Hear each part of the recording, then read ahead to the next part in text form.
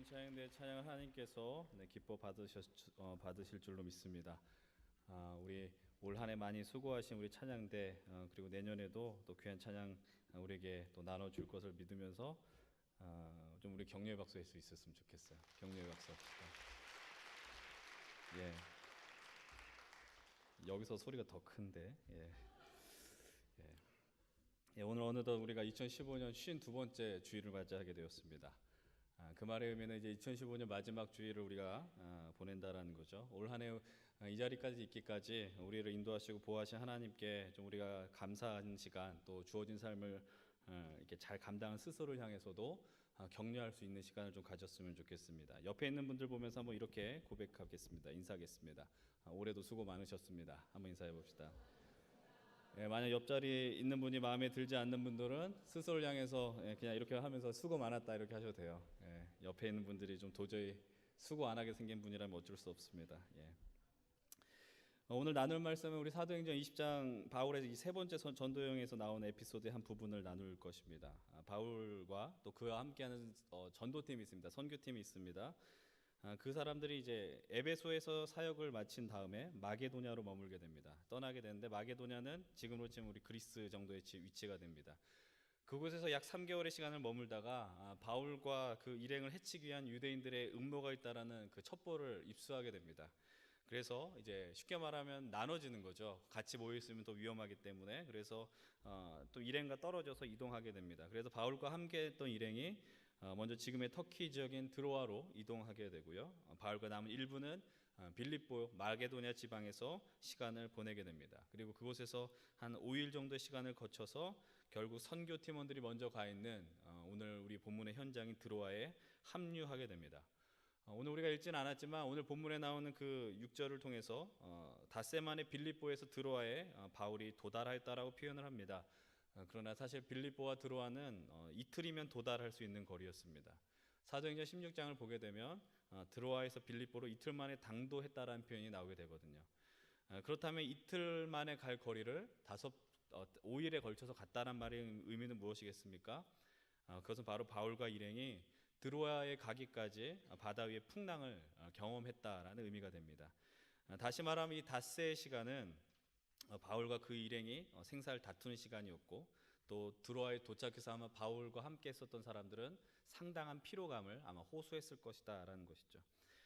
그들이 드로아에서 일주일의 시간을 머물게 됩니다. 그리고 자신들의 선교 베이스 캠프인 수리아 안디옥 교회를 향해서 떠날 채비를 하게 되는데, 그 수리아 안디옥 교회를 향해 떠나기 전에 그들이 하는 일이 무엇이냐? 오늘 본문 7절은 이렇게 이야기를 합니다. 함께 7절의 말씀 읽겠습니다. 그 주간의 첫날에 우리가 떡을 떼려 하여 모였더니 바울이 이튿날 떠나고자 하여 그들에게 강론할세 말을 밤중까지 계속 가매. 주간의 첫날이 어떤 날이냐? 바로 오늘 우리가 보내는 주일, 일요일을 의미합니다. 유대인들에게 있어서 안식일은 토요일입니다. 마지막 날이기도 합니다. 유대교 전통에 따라 처음 교회 그 그리스도인들은 함께 모여 말씀을 나누었고 예배하였습니다. 그러나 그들은 안식일, 토요일에 모인 것이 아니라 예수께서 부활하신 우리로 치면 일요일이죠. 주일날 모여서 함께 예배하는 이제 관습을 갖게 됩니다. 바울과 일행이 드로아를 떠나기 전에 지금까지 전도 여행을 통해서 드로아를 몇 차례 방문했었습니다. 복음을 전했고 또 예수님을 영접하게 된 그 성도들을 위해서 살아계신 하나님의 말씀을 그리고 나누고 싶었다라는 것이죠. 쉽게 이야기하면 부흥회를 하고 싶었던 것 같습니다. 이 드로아는 이제 언제 다시 오게 될 곳인지 모르기 때문이에요. 사도행전 20장 이 뒷부분을 보게 되면 바울이 에베소 교회 장로들과 아주 슬픈 이별의 장면을 이렇게 나누는 것을 아마 볼 수 있게 됩니다. 마찬가지죠. 이 드로아도 아마 바울의 남은 생애 동안 다시 올 수 없는 곳이라고 바울 스스로 생각했던 것 같습니다. 그렇기 때문에 바울이나 그 드로아에 있었던 성도들 모두에게는 지금 그 순간이 아주 소중하면서도 아쉬운 순간이었을 것입니다. 그런데 당시 복음을 영접했었던 그리스도인들 가운데 대다수의 사람들의 신분은 노예나 하층민, 일꾼들에 해당하는 사람들이었습니다. 그렇다면 그들에게 있어서 어떤 우리로 말하면 어떤 휴가라든지 연차의 개념이 있을 리가 만무하죠. 쉬는 시간이 없었다는 겁니다. 그래서 바울은 그들과 함께 교제하고 나누고 싶은 그 마음 가운데 하나님의 말씀을 나누고 싶어서 하루 일과가 끝나는 저녁 시간에 이 드로아의 성도들과 함께 시간을 보내게 됩니다. 주일 저녁 예배를 드리는 것이죠. 그런데 이 바울의 강론이 한밤중까지 이어지게 된다라고 성경은 기록하고 있습니다. 한번 우리가 이 상황을 잠깐 상상해 봤으면 좋겠어요. 물론 사람들마다 이 장면을 보면서 생각하는 것들이 다르겠지만 어떤 분들은 밤늦게까지 하나님의 말씀을 나누니 얼마나 의례로운가라고 생각할지 모릅니다. 그러나 이곳에 있는 아마 제가 너무 믿음이 없는 얘기인지 모르겠지만 대다수의 청년들은 아마도 밤늦게까지 참 무슨 목사가 이렇게 말을 많이 하나 이렇게 생각할지도 모른다는 거예요. 사실 본문에 등장한 이 강론이란 단어는 일방적인 설교를 의미하는 것보다는 서로 주고받는 거죠. 성도들이 질문을 하고 또 그것에 대한 대답을 사도 바울이 하는 것입니다. 여러분 다시 말씀드리지만 이 예배 그리고 이 말씀의 시간이 끝나게 되면 이제 이 바울과 선교팀원들은 드로아를 떠나게 됩니다. 그러니까 이 성도님들과는 전혀 이제 다시 볼 수 없는 시간이다라는 거예요. 얼마나 아쉬운 시간이 되겠습니까? 그래서 바울도 최선을 다해서 하나님의 말씀을 선포합니다. 그리고 하루 일과를 마치고 지친 몸을 이끌고 온 드로아의 성도들도 바울의 이 이야기에 그 시선을 놓치지 않기 위해서 최선을 다해 말씀을 듣고자 했다라는 것이죠. 그래서 말씀을 들을 때 궁금한 것이 있으면 그것을 기억했다가 바울에게 질문을 던지고 대답을 들었다라는 것입니다. 저도 우리 잠실교회 안에 또 우리 청년 공동체 안에 저 이런 예배 또 말씀의 나눔 교제를 하는 것을 한번 꿈꿔봐요.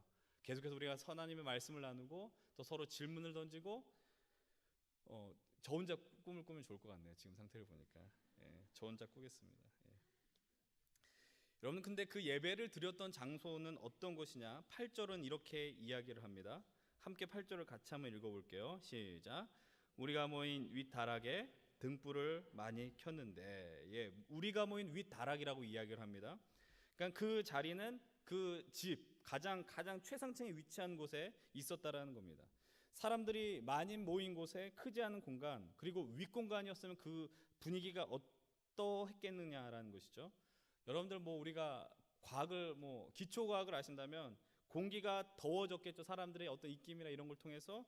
그리고 그 공기는 위로 올라가지 않습니까? 더운 공기는. 그리고 한밤중까지 진행되는 예배여서 무엇을 많이 켰다라고 이야기를 해요? 등불을 많이 켰다라고 이야기를 합니다. 그리고 이미 시간은 자정을 넘어가기 시작합니다. 그 다락방에 있었던 열기가 사람들의 말씀에 대한 집중력 또 공간의 한계로 인하여 뜨거워졌다라는 것을 우리는 어렵지 않게 유추할 수 있을 것입니다. 그런 은혜로운 상황, 아주 놀라운 상황 속에서 전혀 예상하지 못한 상황을 이들은 맞이하게 됩니다. 본문 9절 함께 읽어봅니다. 9절입니다. 유두고라 하는 청년이 창에 걸터 앉아 있다가 깊이 졸더니 바울이 강론하기를 더 오래 하매 졸음을 이기지 못하여 3층에서 떨어지거늘 일으켜보니 죽었는지라. 유두고라는 한 청년이 있습니다. 그 청년이 창에 걸터 앉아 있다가 졸게 되죠. 그런데 그 강론이 끝나질 않습니다. 밤중까지 이어지게 됩니다. 결국 유두고는 졸음을 이기지 못하고 잠에 빠지고 결국 그 가장 높은 위층에 창문에 걸쳐 앉아 있다가 바깥으로 떨어져 죽게 되는 것입니다. 그리고 성경은 아주 분명하게 기록하고 있어요. 유두고가 죽었다라고 이야기를 합니다. 당시에 이 유두고라는 이름은 흔히 노예에 쓰인 이름이었습니다. 그러니까 아마 유두고 역시도 자신의 삶에 온종일 감당해야 하는 일에 아마 시달렸을 겁니다. 경무에 시달렸을 것입니다. 그러나 자신에게 새로운 생명을 주셨고 자신의 삶의 어떤 목적과 방향을 발견하게 한 그 예수 그리스도를 소개한 바울, 또 예수님의 이야기를 듣고 싶어서 피곤한 몸을 이끌고 이 부흥의 자리에 왔다라는 것이죠. 근데 아까 말했던 것처럼 그 공간 그리고 그 강론의 시간은 유두고의 심신을 더욱더 피곤하게 만듭니다. 그래서 그가 선택한 방법이 무엇이냐? 창에 걸터 앉았다라는 거예요. 왜 창에 걸터 앉았을까요? 잠이 오니까 바깥에서 유입되는 공기를 통해서 잠을 깨기 위해 아마 걸터 앉은 것이 아닌가라는 상상을 해봅니다. 여러분들 그러나 생각보다 우리들이 더 많이 알지 않습니까? 피곤이라는 적이 만만하지 않다라는 사실이죠. 이 설교를 듣는 여러분들 가운데 나도 졸면 오늘 죽을 수도 있겠구나. 혹시 이런 분들 있는지 모르겠습니다. 그러나 떨어져 죽을 공간은 없으니까 안심하시기 바랍니다. 그리고 아시는 것처럼 우리 교회 난방이 그렇게 잘 안 되지 않습니까? 그러니까 졸진 않을 것 같아요. 그런데도 졸면 그리고 제가 바울과 같이 12시 넘어서 설교할 일 없으니까 걱정하지 않길 바라고요. 어쨌든 바울이 우리와는 다르게, 저와는 다르게 밤늦게까지 설교를 이어가는 겁니다. 물론 그곳에 함께 했었던 드로아의 형제 자매들의 어떤 말씀에 대한 갈급함이, 그리고 예수 그리스도를 사모하는 마음이 컸기 때문에 가능할 수 있었다라는 거예요. 그런 상황 속에서 유두고가 언습해오는 졸음을 이기지 못합니다. 깊은 잠에 빠져들고 결국 3층 창문에서 떨어져 죽게 된다라는 거예요. 즉사하는 것이죠. 어떤 사람들은 이런 이야기를 합니다. 유두고가 떨어지긴 했는데 죽은 건 아니다라는 거예요. 그래서 바울이 소리쳤다라는 거죠. 생명이 있다. 그러나 여러분, 이 사도행전을 기록한 사람이 누구입니까? 바로 누가복음을 기록했고 그 바울과 함께 이 사역, 선교 사역을 감당했었던, 그리고 의사의 직업을 갖고 있었던 누가였다라는 사실을 우리가 감안한다면 누가가 그 유두고가 죽었다라는 것을 모를 리가 없었다라는 것이죠. 그 자리에서 아마 누가가 직접 유두고의 죽음을 확인했을 것입니다. 그리고 유두고가 죽었다는 건 사람들에게 그 사실을 알렸을 것입니다. 그 사건이 일어나자마자 사람들은 다들 안절부절하지 못합니다. 귀한 믿음의 동역자, 그리고 젊은 아직 살날이 창창한 유두고를 잃은 슬픔에 휩싸였다라는 사실입니다. 그런데 그때 바울이 그 자리에서 사람들을 진정시키는 거예요. 사람이 죽었는데 어떻게 진정할 수 있겠습니까? 그러나 바울은 이렇게 이야기를 합니다. 본문 10절의 말씀을 함께 한 목소리로 읽어봅니다. 시작. 내려가서 그 위에 엎드려 그 몸을 안고 말하되 떠들지 말라, 생명이 그에게 있다. 바울이 죽은 유두고를 이렇게 끌어안고 있습니다. 그리고 사람들한테 외칩니다. 떠들지 말아라, 생명이 그에게 있다라고 이야기해요. 이 바울의 외침 이후에 본문의 현장은 어떻게 진행이 되고 있습니까? 성경은 이렇게 이야기를 합니다. 우리 함께 11절과 12절의 말씀을 함께 읽어보겠습니다. 시작. 올라가 떡을 떼어 먹고 오랫동안 곧 날이 새기까지 이야기하고 떠나니라. 사람들이 살아난 청년을 데리고 가서 적지 않게 위로를 받았더라. 아멘. 사람이 죽었다는 엄청난 사건이 있었다라는 것을 인지하지 못할 정도로 사람들은 성도의 교제에, 또 하나님의 말씀의 선포에 몰입하게 되었습니다. 날이 새기까지 이 은혜의 시간을 가지게 되었습니다. 그리고 살아난 청년 유두고를 통해서 그곳에 있었던 적지 않은 그 성도들이 정말 다른 말로 표현하자면 한이 없는 위로를 그들이 경험하게 되었다라는 사실입니다. 지금까지 제가 여러분들한테 나눈 이야기가 오늘 성경 이 본문에 나온 스토리의 전부가 됩니다. 2015년 마지막 주에 우리는 서 있습니다. 그리고 감사하게도 이 날 여러분들에게 은혜의 말씀을 나눌 수 있는 자리를 감당할 수 있게 되었습니다. 이 시간 어떤 말씀을 나눠야 될까 잠시 생각해 봤었어요. 어떻게 보면 평소와 다름없는 또 하나의 주일일지 모르지만, 그러나 또 다음 주는 2015년이 아니라 2016년을 맞이하게 되는 주일이 됩니다. 한 해를 마무리하고 또 새로운 새해를 맞이하는 그 주일 앞에 우리들이 서 있다라는 것을 생각해 보면서 잠시 고민하게 되었어요. 한 해를 돌아보면 이곳에 예배하는 우리 성도들과 우리 청년들의 삶을 생각하면서 그들에게 우리들을 나눌 수 있는 메시지가 무엇을 나누면 좋을까? 그때 떠올랐던 사람이 바로 이 유두고였습니다. 하루에 치열한 자신의 삶의 이 노동의 자리를 마치고 하나님의 말씀을 듣기 위해 정말 말 그대로 피곤에 쩔은 그 유두고였습니다. 그러나 그가 피곤을 이겨내기 위해 창틀에 걸터 앉았고요. 그러나 피곤을 이기지 못하고 잠에 빠져 죽음을 경험한 유두고가 생각이 났습니다. 그 유두고를 생각하면서 마치 이 유두고의 모습이 지금 이 치열한 시대 속에서 살아남고자 하는, 그리고 자기의 주어진 삶의 자리에서 오직 앞만 바라보며 정말 열심히 뛰어간 사람들의 모습이 조금씩 오버랩되기 시작했다라는 것이죠. 단순히 지금 이 세상을 살아가는 사람들만이 아니라 이 땅 위에 참 생명이 되시고 소망이 되어주신 예수 그리스도를 만나서 특별히 이 주일이 되면 남들 다 쉬어야 하고 또 즐길 수 있는 그 시간 가운데 감히 이 일주일에 한 시간을 주님 앞에 내어놓아 예배 자리에 나온 여러분들, 이 믿음의 공동체에서 또 최선을 다해 사역을 감당하시는 특별히 수고하는 청년들이 떠오르게 되었습니다. 그 청년들은 저와 같은 풀타임 사역자가 아닙니다. 자신의 삶의 영역이 있습니다. 일터가 있습니다. 또 준비하는 일들이 있습니다. 그들 역시 세상을 살아가는 어떤 그 여느 청년들과 다름없이 취업을 준비해야 합니다. 또 결혼 준비를 해야 되며 또 젊음의 때에 또 뜨거운 사랑도 해보아야 합니다. 그런데 우리가 살아온 지난 한 해를 돌아보게 되면 이 시대를 살아가는 우리들의 삶 속에 들려온 소식들은 우리 삶의 무게와 피로를 이겨내게 하는 소식들보단 피로를 증가시키는 소식들이 더 많이 다가왔다라는 것을 우리는 어쩔 수 없이 고백하게 됩니다. 올 한해 우리의 귓가에 가장 많이 들렸던 단어가 무엇이었습니까? 우리의 현실이 지옥 같다고 해서 헬 조선이라는 말이 탄생되었습니다. 부모의 현실이 그대로 자녀들에게 적용된다고 하여서 그것을 수저에 빗대어 수저 계급론이라는 또한 신조어를 탄생시켰습니다. 그리고 2011년 3월 어느 한 신문의 언론 기사의 특집 기사로부터 출발하였던 그 3포 세대라는 단어는 이제는 5포, 7포가 아닌 M포라는 숫자를 규정할 수 없는 그런 세대의 단어가 탄생시키기까지 이 현실은 우리에게 다가왔다라는 것이죠. 물론 이 현실을 부정할 수 없지만 개인적으로는 이 어떤 단어들을 저는 여러분들도 거부했으면 좋겠다라는 생각을 해봅니다. 너무 쉽게 현실을 부정적으로 보게 하고요, 자신의 삶을 너무나도 쉽게 포기하게 만드는 것들, 이런 사회적 분위기에 저는 절대로 동조하고 동의할 수 없습니다. 마치 그런 단어를 계속 들으면서 자기의 신세에 대한 한탄을 해야 될 것 같고, 그것을 마치 한탄해야지 젊은 세대라는 것을 강요한 같은 이 현실을 우리들은 과감하게 거절할 수 있어야 됩니다. 그러나 분명한 것은 오늘 우리들이 살아가는 이 삶이 오늘 나온 유두고만큼이나 피곤하다라는 사실이에요. 그것이 사실이 아닙니까? 취업을 준비하는 여러분들 가운데 취업의 조건에 맞는 점수를 얻기 위해서 오늘도 여전히 열심히 영어학원에 등록하고 공부하는 사람들이 있습니다. 또한 그런 과정을 통과하여 취업에 성공하였지만 일주일에 절반 이상은 야근하며 별을 보며 출근했다가 별을 보며 퇴근하는 인생들 얼마나 많이 있습니까? 힘겹게 들어간 직장 속에서 날마다 나의 마음을 찌르는, 나의 삶을 괴롭히는 사람 때문에 때론 출근하는 것이 괴로운 적이 얼마나 많이 있었습니까? 그리고 또 결혼 정년기에 접어든 청년들의 경우 본인보다 주변인들의 그 말로 인해 더욱더 피곤한 삶을 지금 살아가고 있지 않습니까?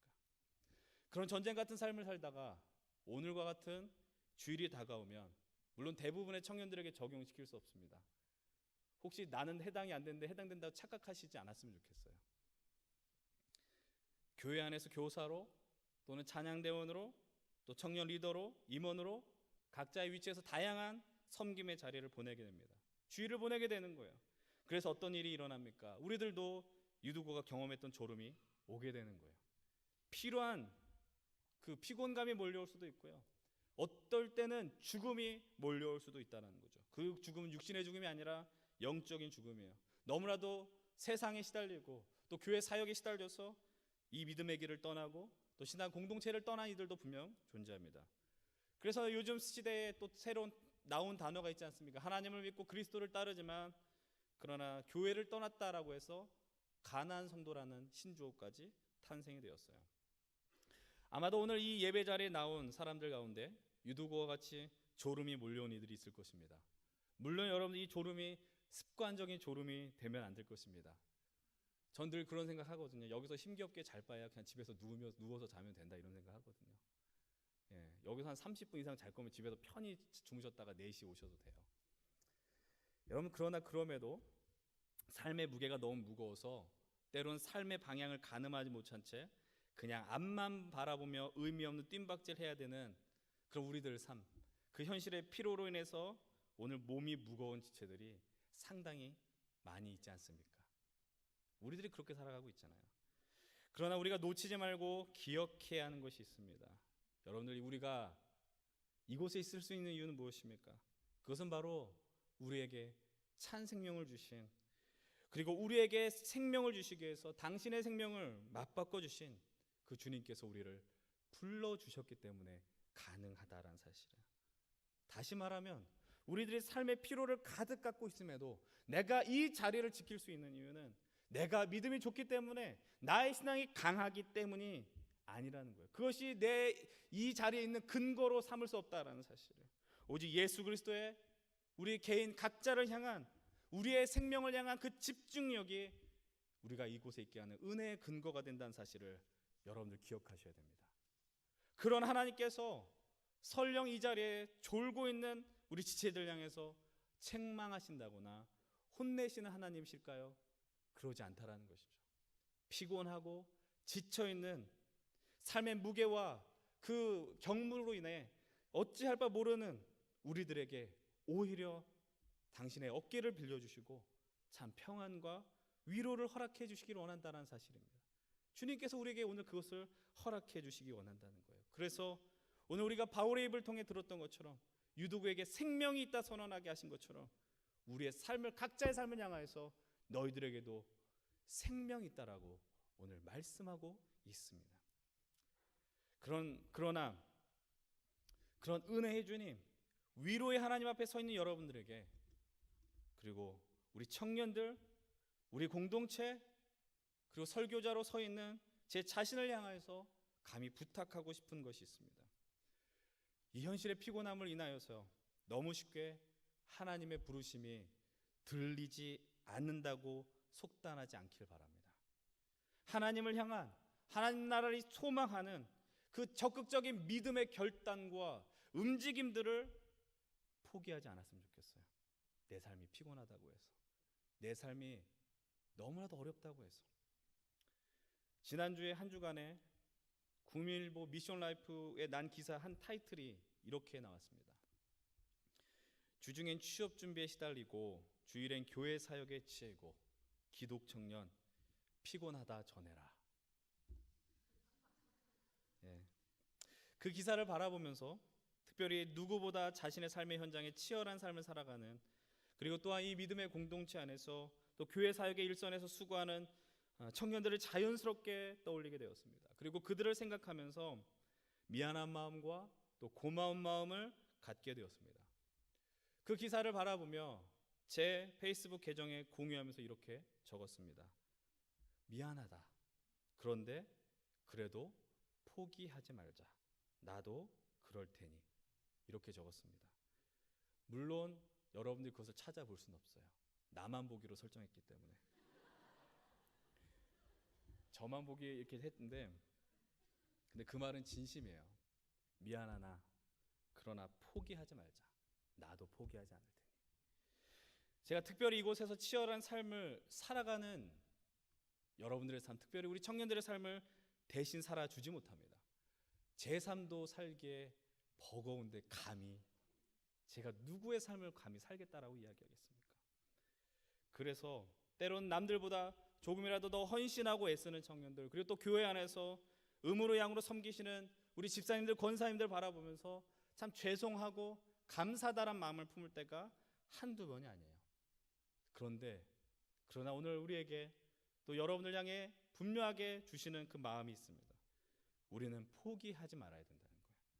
우리의 피곤한 현실이 그분을 바라보지 못하게 하는 장애물이 될지라도, 여전히 세상은 변하지 않는 것 같고 부조리해 보이는 것 같을지라도, 아무리 내가 노력하고 애써도 내 삶이 변하지 않는 것 같을지라도 결국 소망은 오직 예수 그리스도에게 있다는 사실. 그 나의 삶의 목적과 방향, 그 내 참 생명을 주시는 분은 오직 예수 그리스도라는 사실을 우리들은 기억하셔야 됩니다. 그리고 그와 더불어 주님을 향한 시선을 절대로 포기하지 않길 바랍니다. 지난 11월에 나눴던 마태복음 11장의 말씀을 기억하십니까? 수고하고 무거운 짐진 자들 향하여 주신 예수 그리스도의 말씀이 있습니다. 다 내게로 와라. 내가 너희를 쉬게 하리라. 오늘도 동일합니다. 사랑하는 우리 성도 여러분들, 청년 동역자 여러분들, 주님의 위로를 기다리십시오. 우리의 삶이 피로의 연속일지라도, 그러나 그런 삶이 진짜 생명, 참 생명 대신 예수 그리스도를 만나게 되면 결코 절망할 수 없다라는 사실입니다. 그분의 놀라운 위로를 경험하게 됩니다. 그리고 그것을 통해 담대하게 소망의 길을 걸어가게 된다라는 것입니다. 그리고 그분께 나의 모든 짐을 맡기고 내 삶의 주도권을 넘겨드리는 담대한 믿음을 우리는 소유할 수 있게 되는 것이죠. 특별히 피곤한 인생 속에서 정말 참 생명을 주시는 예수 그리스도를 만나 회복되는 인생들이 우리가 있는 이 잠실교회 안에서, 또 우리가 함께 믿음 생활하는 우리 청년부 안에서 일어나길 간절히 소망해 봅니다. 그때 어떤 일이 일어나겠습니까? 우리 함께 12절의 말씀을 같이 읽어보겠습니다. 12절 함께 읽겠습니다. 사람들이 살아난 청년을 데리고 가서 적지 않게 위로를 받았더라. 살아난 청년을 데리고 가서 적지 않게 위로를 받았더라. 누가 위로를 받습니까? 죽음을 경험했었던 유도고가 위로를 받았다라고 성경은 기록하지 않습니다. 유도고와 함께 했었던, 죽음에서 새로운 생명을 경험한 그 사건을 목격한 사람들이 위로를 얻었다고 성경은 분명하게 기록하고 있습니다. 하나님께서 우리로 하여금 올 한 해 이렇게 함께 할 수 있도록 하신 이유가 무엇이겠습니까? 같은 교회 안에서, 같은 믿음의 공동체 안에서 이렇게 살아갈 수 있게 하신 이유가 무엇이겠습니까? 바로 삶에 지치고 힘겨운 이들이 이 주님의 진리 앞에서, 이 복음의 말씀 앞에서 새로운 생명 얻는 것을 경험토록 하기 위함이라는 거예요. 내가 경험하지 못하지만 나의 옆에 있는 믿음의 형제들이 경험합니다. 나의 사랑하는 후배와 사랑하는 집사님이, 권사님이 그 생명 얻는 것을 경험하게 됩니다. 그 경험은 그 경험을 한 당사자에게만 위로가 되는 것이 아니라 그 옆에 함께 이 믿음의 여정을 걸어간 이들에게 큰 위로가 된다라는 것, 용기를 주는 경험이라는 것을 우리는 기억해야만 합니다.